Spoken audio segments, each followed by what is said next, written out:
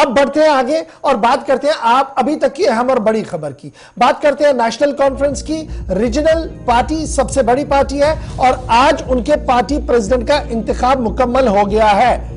7 मराहिल से होते हुए आज का दिन इसलिए इंपॉर्टेंट था क्योंकि चंद हफ्ते पहले फारूक अब्दुल्ला ने पार्टी सदर के ओहदे से इस्तीफा दिया था और यह कहा था कि अब ओल्ड गार्ड नहीं न्यू गार्ड की बारी है, यानी सरबराही नौजवानों के हाथ में जानी चाहिए थी। लेकिन आज और कल से इस बात की चिमगोइयां थी कि फारूक दोबारा से सदर मुंतखब होंगे और डेलीगेट्स ने बे-इत्तिफाक राय फारूक अब्दुल्ला को एक बार फिर नेशनल कॉन्फ्रेंस का सदर मुकर्रर कर लिया है। और सदर बनने के फौरन बाद डेलीगेट से खिताब करते हुए फारूक अब्दुल्ला अपने पुराने तेवर में भी नजर आए, जहां मरकजी हुकूमत पर ताबड़तोड़ हमले किए, बीजेपी की पॉलिसियों पर तनकीद किया, वहीं पर सिक्योरिटी एजेंसीज पर भी सवालिया निशान खड़े करते हुए कहा कि सन 96 और उससे पहले जिस तरीके की सूरत हाल बनाई गई वो अब अगर आगे भी बनाई गई तो ये चीजें बर्दाश्त नहीं होंगी। नंबर 1। नंबर 2, आज डॉक्टर फारूक अब्दुल्ला ने इस बात को भी माना कि 2018 में पंचायती इंतखाबात का बाइकॉट करना एक बड़ी गलती थी और वो खमियाजा आज के दिन में भी वो भुगत रहे हैं। और तीसरी बड़ी बात, बैरिस्टर सदर के उन्होंने अपने फर्जन और रियासत के साबिक वजीर आला उमर अब्दुल्ला से मुखातिब होते हुए कहा कि उन्हें चुनावी दंगल का हिस्सा बनना होगा। उमर ने इससे पहले कहा था कि जब तक यूनियन टेरिटरी है वो चुनावी दंगल का हिस्सा नहीं बनेंगे, नहीं आएंगे। और आज पार्टी सदर ने उनसे मुखातिब होते हुए कहा कि आने वाले चुनाव में बढ़ चढ़कर वो हिस्सा ले और पार्टी को मजबूत बनाने के लिए हर मुमकिन और फाल कदम उठाए जाए। फारूक ने क्या कुछ कहा इसको सुन लेते हैं, साथ साथ हम अपने मेहमानों के पास चलेंगे। मारूफ तजिया निगार सुहेल काजमी साहब मेरे साथ ज्वाइन किए हुए हैं, मेरे साथ ज्वाइन करेंगे भारतीय जनता पार्टी कश्मीर सूबे के इंचार्ज सोफी यूसुफ साहब, और नेशनल कॉन्फ्रेंस की तरफ से नौजवान आवाज एजाज जान साहब मेरे साथ ज्वाइन करेंगे। तीनों से उनका रिएक्शन जानने की कोशिश करेंगे। फारूक का एग्रेशन, फारूक का रिएक्शन आज अवाम के सामने क्या कुछ नजर, पहले इसको सुन लेते हैं। खबरदार, आप इलेक्शन में कोई ऐसा काम न करिएगा।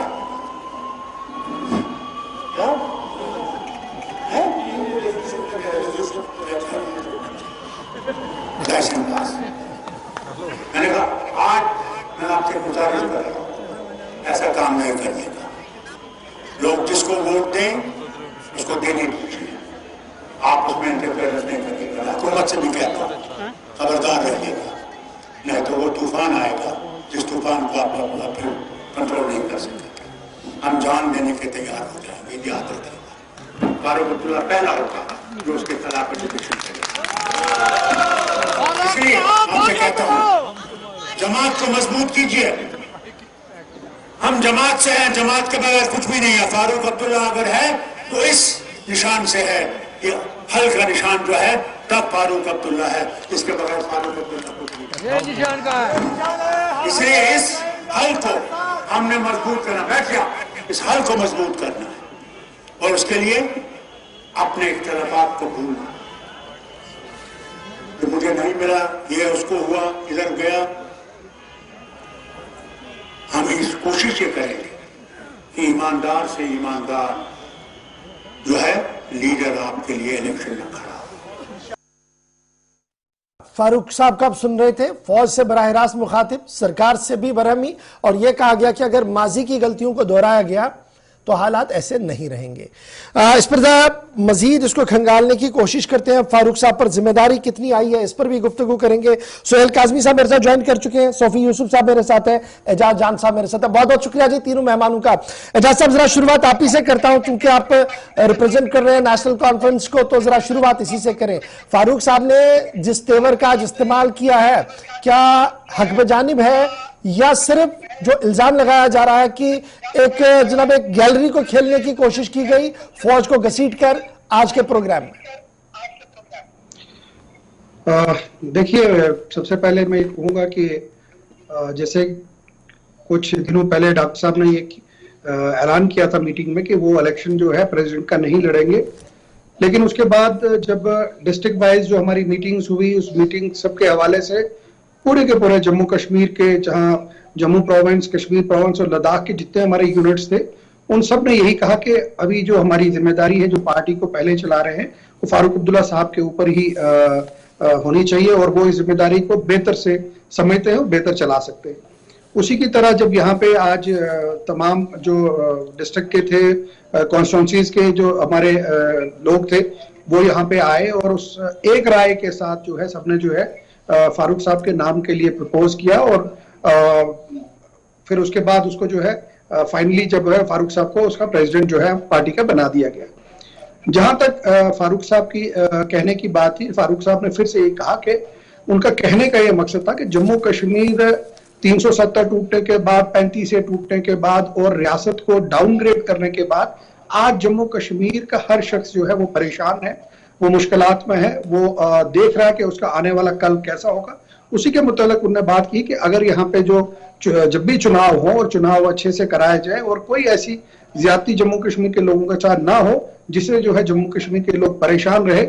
उन्होंने 1996 की बात की। 1996 में जब उन्होंने सरकार बनाई, आप अच्छी तरह जानते हैं कि जम्मू कश्मीर के हालात उस वक्त क्या थे और किस चैलेंजेस के साथ उन्होंने जो है सरकार चलाई, जिसमें हमारे बहुत से MLA हजरात, मिनिस्टर हजरात और यहाँ के बहुत हमारे जो अहम कारकुनान थे वो मारे गए, मिलिटेंसी का शिकार हुए, मिलिटेंसी के साथ जूझा। लेकिन उन सब के बावजूद उन्होंने फिर से कड़ी मेहनत करके दोबारा से जम्मू कश्मीर को उस सरकार ने ये बात एजाज साहब सही है, लेकिन फौज को आज के दिन में घसीटना, ये इल्जाम लगाया जा रहा है कि जनाब एक स्पेसिफिक गैलरी को खेलने की कोशिश की गई फारूक साहब की तरफ से। नहीं, फौज के ताल्लुक से उन्होंने बात नहीं की। उन्होंने खास करके ये कहा कि इलेक्शन जो हो और रियासत में जो है फेयर हो, और जो जिस तरीके से उन्होंने बात खास करके सिक्योरिटी के लेके उन्होंने बात की कि जो नेशनल कॉन्फ्रेंस के एक्स मिनिस्टर हजरात हैं या बड़े इंपॉर्टेंट लोग हैं, उनका जो सिक्योरिटी के विड्रॉल की बात की, उसके लिए उन्होंने बात की गई कि यहाँ पे जमात के हिसाब से जो है सिक्योरिटी दी जा रही है और जमात के हिसाब से जो है लोगों को चलाया जा रहा है, ना कि इस बुनियाद पे कि जिसका जो कैटेगरी है उसको कैटेगरी के तहत उसको चलाया जाए। चलिए ठीक है जी। सौफी यूसुफ साहब, किस तरीके से देखते हैं फारूक साहब के आज के बयान को और कितना बरहक के बयान आप मान रहे हैं? देखिए गौर साहब, सबसे पहले मैं फारूक साहब ने जो बयान दिया कि 1996 के जो हालात, मैं उनको बताना चाहूंगा, मैं एजाज साहब को भी बताना चाहूंगा कि वो हालात किससे पैदा किए। 1987 में जब इलेक्शन हुए, नेशनल कॉन्फ्रेंस और कांग्रेस ने रैगिंग करके यहाँ मफ कामयाब था, तो उस वक्त चोरी करके इन्होंने सरकार बनाई और हालात उस असर कर गई कि वहां लोगों की जाने चलेगी। दूसरी बात, फारूक साहब ने कहा अपने बयान में कि 17-18 में अगर हम पंचायत इलेक्शन में बाइकाट नहीं करते तो हमने वो गलती की। मैं फारूक साहब को आपकी वसात से कहना चाहूंगा, आपने बाइकाट सभा नहीं किया, प्रॉक्सिस कैंडिडेट्स आपके खड़े हैं, आपने जो आप इसमें काम कर रहे हैं सड़क पे, आप लोगों को झूठ मत बोलिए, लोगों को झूठ मत बोलिए। आज आपके एमपी साहब ने कहा कि जब तक यहाँ दफा 370 हटने के बाद स्टेट हुडा में वापस नहीं मिलेगा तो हम जो है इलेक्शन में हिस्सा नहीं लेंगे। अब फारूक साहब मजबूर हो गए क्योंकि इनका डायनास्टी का राज जो है, जो 47 का राज था, आज भी वही राज है। इनके पास कोई चेहरा नहीं है जिसको ये सदर बना देंगे। खानदानी राज आज भी है, 47 के बाद भी था। मैं इनको कहना चाहूंगा अपने साथ से कि आप इलेक्शन में कह रहे थे कि हम बाइकाट करेंगे जब तक नहीं मिलेगा, और दूसरा जो आर्मी के ऊपर आपने भाषण लगाया, ये सरासर मजम्मती बयान है, क्योंकि आर्मी के भरोसे पे हम यहाँ जी रहे हैं। आर्मी के भरोसे पे यहाँ पे हम हिंदुस्तान के 150 लाख जो लोग हैं वो जिंदा है, वो खड़े हैं। अदरवाइज आज की फारूक साहब का बयान याद है, हाल ही चंद दिनों से पहले बयान दिया, कहा जब तक यहाँ इंसाफ हमें नहीं मिलेगा तब तक यहाँ टारगेटिंग किलिंग जारी है। फारूक साहब को अपनी साथ ठीक है जी, मैं आता हूँ उस पे भी, सिचुएशन पे भी थोड़ी सी गुफ्तगू जरूर करेंगे। मैं यूसुफ दोबारा आपके पास आऊंगा, पहले जरा रिमार्क्स कमेंट मैं आता हूँ दोबारा आपके पास। काजमी साहब, ये ऑडियो भी जरा क्लियर कीजिएगा, ऑडियो रिबाउंड आ रहा है। काजमी साहब, कैसे देखते हैं जी सूरत हाल को, जो आज फारूक साहब का बयान है और जिस वलवले और जोश के साथ उन्होंने अपनी बात रखने की कोशिश की कि इसमें उन्हें टोकने की भी कोशिश की गई और उन्हें जो दिया गया था मसवदा उसे उन्होंने पढ़ा नहीं और वही बात बताई जिसके लिए वो माहिर है।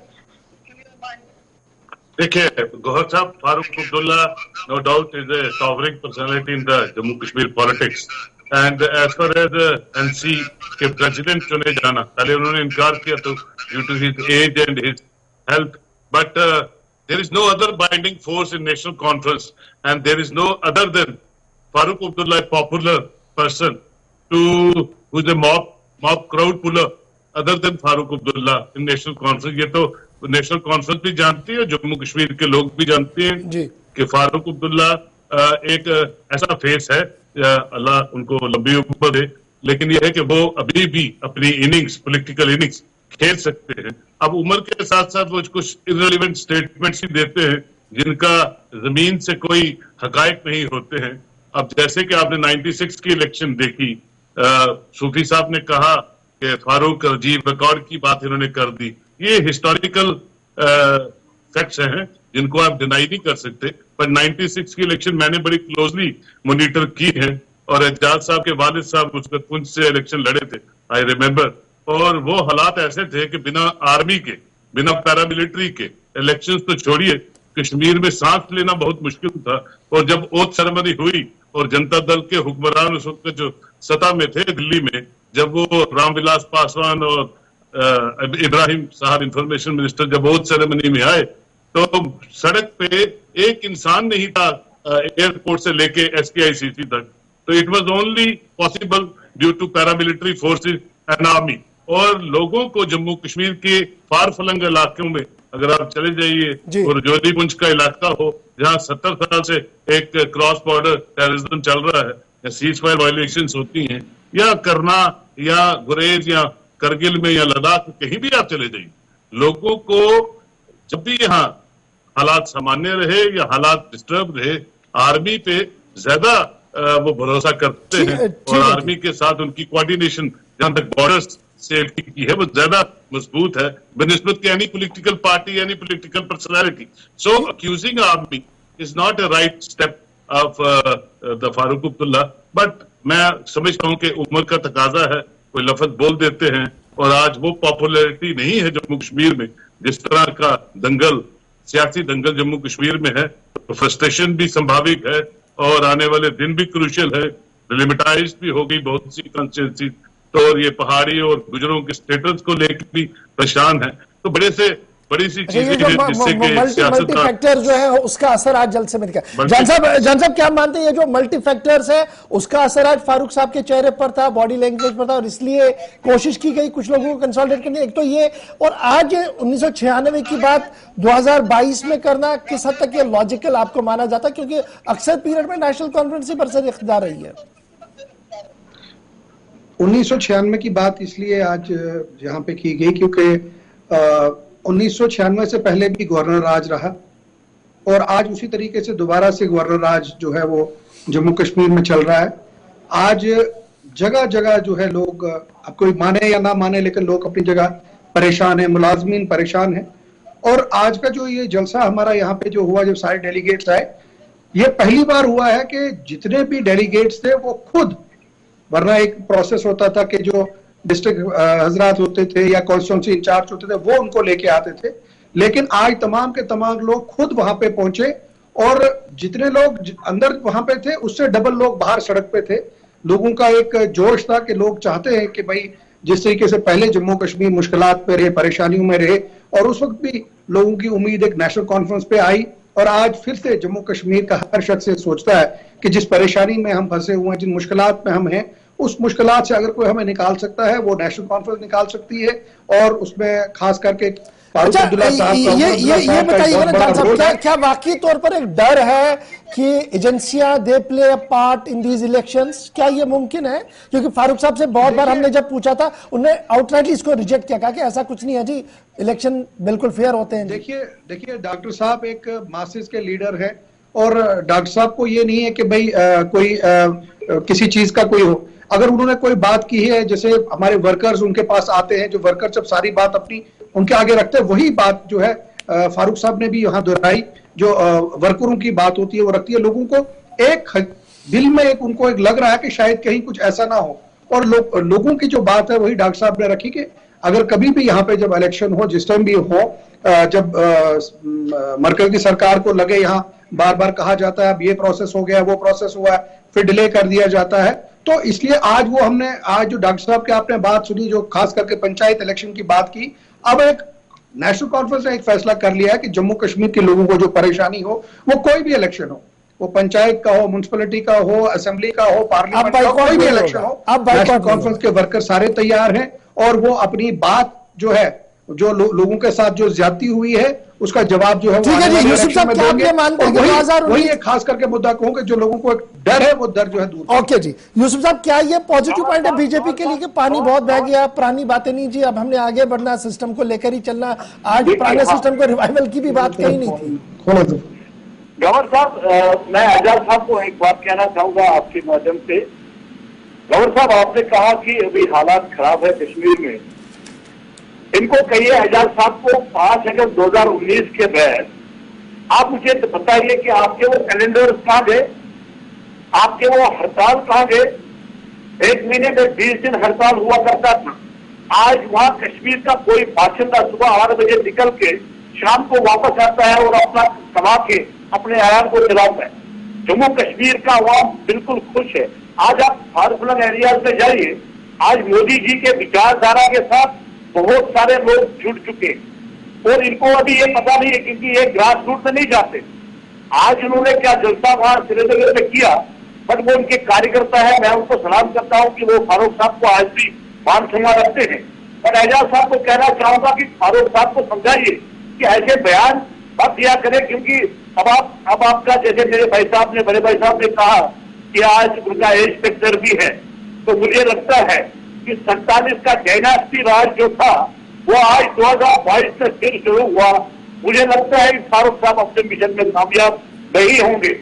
आप देख लीजिए, नरेंद्र मोदी जी ने 35,000 सरपंच, बीडीसी चेयरमैन, डीडीसी वहां खड़े किए हैं, जिनको राइट है, जिनको हक है, वहां असेंबली में शिरकत करे और वहां सरकार बनाए। ठीक है जी। बट मैं मान के चलता हूं कि आपके घर से जितने भी नेशनलिस्ट फोरम से, पीडीपी के घर से, वो सब लोग बाहर आए आपसे, आप अपना घर संभालिए। ओके जी, मैं आऊंगा दोबारा आपके पास। ये जान साहब का जरा ऑडियो क्लियर कीजिएगा। काजमी साहब, अब उमर साहब की भी जरा थोड़ी सी बात हो जाए। उमर साहब को कहां पर आप देख रहे हैं? जिस तरीके से वो कह रहे थे जनाब चुनाव में नहीं आना, और आज पार्टी प्रेसिडेंट ने अनाउंस कर दिया कि आपने आना पड़ेगा जी, कोई ऑप्शन नहीं बचा है। क्या ये प्री प्लान्ड मूव था कि आप ऐसे कीजिए, मैं ऐसे करूंगा, या फारूक साहब सरप्राइज देते रहते हैं? ये एक और सरप्राइज आज नेशनल कॉन्फ्रेंस के लिए था कि भैया हमने चैप्टर क्लोज नहीं किया है, हम हर जगह पर है। देखिए, when I consider Farooq Abdullah with Umar Abdullah is very impulsive person. He is more a bureaucrat than a politician. He tweets immediately without consulting his own conscience what to tweet, what not to tweet. So I don't comment on Omar Abdullah, क्योंकि उमर अब्दुल्ला साहब कभी कभी ऐसे चीजें कर देते हैं, ये बोल देते हैं, ट्वीट कर देते हैं जी कि शायद नंबर फर्स्ट आने के चक्कर में वो ट्वीटिंग होती है। और कई बार तो उन्होंने ये ट्वीट कर दिया कि अकबर लोन साहब भी नहीं रहे दुनिया में, और आधे घंटे पर ट्वीट किया कि नहीं, he is alive, I am sorry. So politics में बड़ा जो ज्यादा सीखना है उनको, वो फारूक अब्दुल्ला साहब से सीखना है, क्योंकि फारूक अब्दुल्ला साहब knows all the integrities of politics in Jammu and Kashmir, और दिल्ली के साथ भी उनका जो कोऑर्डिनेशन है रहा है, और आगे किस तरह से नेशनल कॉन्फ्रेंस एक रोल प्ले कर सकती है, वो फारूक अब्दुल्ला ज्यादा बेहतर जानते हैं। जहां तक पंचायत इलेक्शन का बाइकआउट था, वो एक बड़ा गलत इनका फैसला था नेशनल कॉन्फ्रेंस का, और उसका खमियाजा इन्होंने बाद में भुगता और एक प्रॉक्सी कैंडिडेट्स खड़े किए, और उसका फायदा स्वाभाविक तौर पे बाकी पॉलिटिकल पार्टीज को हुआ। और बाद में जब इलेक्शंस के रिजल्ट्स आए, क्योंकि ये मानते हैं कि जम्मू कश्मीर नेशनल कॉन्फ्रेंस की रियासत, सियासतदान को एक वहम हो जाता है कि मैं यहाँ 2 बार गवर्न कर चुका हूं, तो ये जो रियासत है ये हमारा एक राज्य है जिसको हमने पूरी उम्र सत्ता में रहना है, जो कि गलत है, क्योंकि सियासत हमेशा बदलती रहती है, उसके रंग रूप बदलते रहते हैं, रियासतों में ढांचे बदलते हैं, प्रायोरिटीज पे गवर्नमेंट ऑफ इंडिया काम करती है, और प्रायोरिटीज यही है। और आज कोई भी आर्टिकल 370, 358 की बात नहीं करता है, लोग बात करते हैं एक फ्लोरिशिंग यूनियन टेरिटरी की, और एक फ्लोरिशिंग यूनियन टेरिटरी तभी संभव है जब सारी पॉलिटिकल पार्टीज उसमें पार्टिसिपेट करें, एक अच्छी सरकार आए और एक नया पॉलिटिकल चैप्टर जम्मू कश्मीर में, फिर न्यू पॉलिटिकल फेसेस यहाँ खुले और ट्रेडिशनल पॉलिटिक्स यहाँ खत्म हो और एक नया मैं जान साहब एक लास्ट कमेंट आपसे लेना चाहूंगा। ये जो ट्रेडिशनल पॉलिटिक्स की बातें हो रही है, कहा जा रहा है कि अब वो जनाब वक्त नहीं है, 2019 के पहले वाली सियासत नहीं है, हालात बदल गए हैं, जहलम में बहुत पानी बह चुका है। क्या नेशनल कॉन्फ्रेंस आज के दिन में इस चीज का एहसास हो चुका है कि पानी बहुत बहा है, इसलिए एक कैलकुलेटेड मूव करके हमने आगे बढ़ना होगा? और अब की बार लीडरशिप किसके हाथ में, उमर साहब के हाथ में है या फारूक साहब के हाथ में ही रियली है? देखिए, पहले मैं कहना चाहूंगा, मैं यूसुफ साहब को बाकियों को सुन नहीं सका क्योंकि कॉल आपकी डिस्कनेक्ट हो गई थी तो कनेक्ट नहीं हो सका। जहां तक कि आपने कहा कि नेशनल कॉन्फ्रेंस की लीडरशिप किसके हाथ में है, ये मैं कहना चाहूंगा नेशनल कॉन्फ्रेंस की जो फैसले हैं वो नेशनल कॉन्फ्रेंस की अवाम के हाथ में है, जो हमारे बोर्ड है उनके हाथ में है, और तमाम के तमाम जो इख्तियारात है वो उमर साहब और फारूक साहब को हम सब ने दिए हुए हैं। वो जो फैसला लेते हैं उसके बाद वो एक डिस्कशन करते हैं, डिस्कशन के बाद ही फैसला होता है कि ग्राउंड पे क्या किया जाए। जैसे कि फारूक साहब ने फैसला लिया था कि हम नहीं प्रेसिडेंट बनेंगे, लेकिन तमाम एक वर्कर जो है, डेलीगेट है, उन सब ने कहा कि नहीं, अभी जो है डॉक्टर साहब की जो है एक्सपीरियंस है, हमने उसको इस्तेमाल करना। और खास करके उमर साहब ने उनके ऊपर काफी जो बात की उनसे कि नहीं, अभी हमें जरूरत है आपकी, आपके साये के नीचे हम काम करना चाहते हैं। और अल्लाह ताला का शुक्र है कि डॉक्टर साहब की सेहत ठीक है और डॉक्टर साहब ने हमारी जो रिक्वेस्ट जो मान ली, और उसके बाद जो है डॉक्टर साहब ने जो मान लिया कि भाई जो वर्कर चाहेंगे, जो हमारे डेलीगेट चाहेंगे, पार्टी चाहेगी, वही करेंगे। और मुझे लगता है कि आने वाले वक्त में डॉक्टर साहब के आने के साथ ही नेशनल कॉन्फ्रेंस को एक बड़ी मजबूती मिलेगी। बाकी जो फैसला करना है वो लोगों ने करना है, और इंशाल्लाह लोग जो है अपना फैसला बताएंगे। आज लोग जमीनी सतह पे परेशान हैं, स्कोर पॉइंट स्कोर मैनेजमेंट जो है वो अच्छा हो रहा है, लेकिन ग्राउंड पे जो है आज अगर आप देखें बिजली की हालात देखें क्या है, आज पानी के हालात देखें क्या है। आप सेक्रेटरिएट के अंदर अपने जो मेरे ये भाई यहाँ पे बैठे हुए हैं, बीजेपी के बैठे हुए हैं, मैं इनसे रिक्वेस्ट करूंगा, ये सेक्रेटरिएट में पहले भी जाते थे, आज भी जाते हैं, सेक्रेटरिएट में जाके देखें, वहां कोई जमीन से जुड़ा हुआ कोई इंसान जो अपने काम के लिए कोई सेक्रेटरिएट में नहीं है, खाली ब्यूरोक्रेसी है जिसको हम बिल्कुल कोई जानता नहीं है। लोग ठीक है सर, परेशान हैं। एक लास्ट कमेंट यूसुफ साहब, क्या बाकी तौर पर ब्यूरोक्रेसी ने ओवरकम किया है और अब जरूरत है पॉपुलर गवर्नमेंट की एक, और क्या राइट टाइम आ गया जम्मू कश्मीर के अंदर इंतखाब क्या वाले, अभी भी थोड़ा सा इंतजार?